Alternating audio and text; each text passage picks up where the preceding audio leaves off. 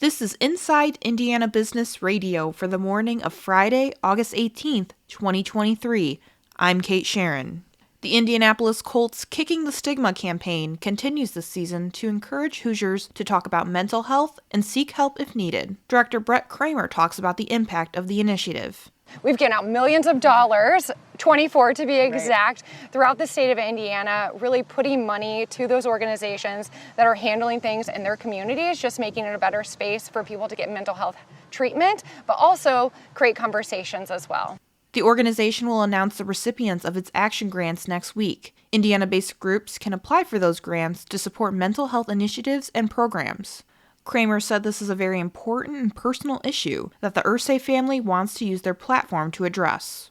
Steelworkers in Northwest Indiana were shocked by the recent announcement that Pittsburgh-based U.S. Steel had not only rejected a buyout offer, but is also exploring a possible sale. Mike Millsap, District 7 Director for the United Steelworkers, told our partners at the Times of Northwest Indiana that the union's contract with the steelmaker has succession clauses designed to preserve jobs, pay, and benefits. Millsap said there was no forewarning of the announcement aside from a communication sent from the U.S. Steel CEO, but not everyone has the app to receive such notification. A professor of civil, environmental, and ecological engineering at Purdue University says it will be several months before the debris from last week's deadly wildfire in Maui can be cleared out. IIB's Alex Brown has more. Andrew Welton, who is leading research on addressing drinking water contamination from wildfires, adds that based on previous fires, such as those in California and Colorado, the fire in Maui has left soil, water, and air contaminated. The death toll from the fire in Maui has risen to more than 100, and search and rescue operations are ongoing. Welton said once that is completed, officials will begin dealing with the debris caused by the massive blaze. They're going to physically cordon it off to prevent it from flowing into the ocean or waterways, into the streets.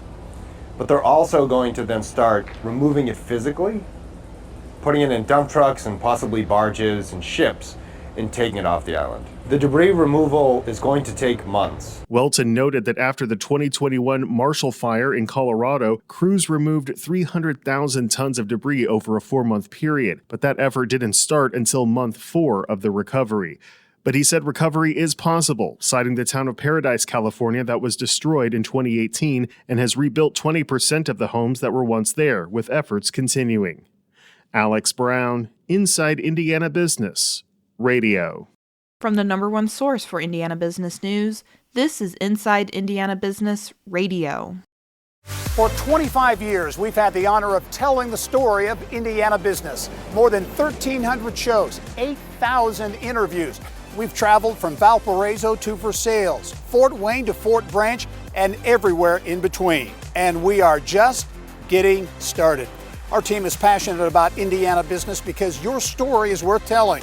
Join us every week as we travel the state to bring you Indiana's story. Inside Indiana Business, 25 years and counting. The Indiana State Department of Agriculture has awarded 103 farming families with the Hoosier Homestead Award. The honor recognizes Indiana farms that are owned by the same family for more than 100 consecutive years. In addition to the ownership requirement, farms must consist of more than 20 acres. If they are fewer than 20 acres, farms must produce more than $1,000 of agricultural products annually. With new funding, Communities and Schools of Indiana says it will expand its integrated student support model into 7 schools in Indianapolis and 2 in Lafayette. The funds will allow the organization to hire a trained site coordinator at the schools to organize, connect, and provide coordinated resources to students. The Indiana chapter of the national not-for-profit will receive about $1.2 million for the initiative from a pot of $165 million donated by the Ballmer Group. In this round, Indiana was one of several affiliates to receive a portion of $13 million of funding. The Pro Football Hall of Fame has agreed to settle a lawsuit related to its decision to cancel a 2016 preseason game between the Indianapolis Colts and the Green Bay Packers because of field conditions. If approved, those who paid for or acquired tickets to the NFL Pro Football Hall of Fame game could be eligible to receive compensation from a settlement fund totaling $750,000. The Packers and the Colts were scheduled to play the first preseason game of the NFL season on August 7, 2016, in Canton, Ohio, where the Hall of Fame is located, but the game was called off because of safety issues with the turf at Tom Benson Hall of Fame Stadium. Indiana Adjutant General R. Dale Lyles is this week's guest on the Business and Beyond podcast with Gary Dick, presented by PNC, a weekly conversation with high-profile Hoosiers in business, sports, and entertainment, and beyond. Available now from your favorite podcast provider. I'm Kate Sharon for Inside Indiana Business, Radio on Demand.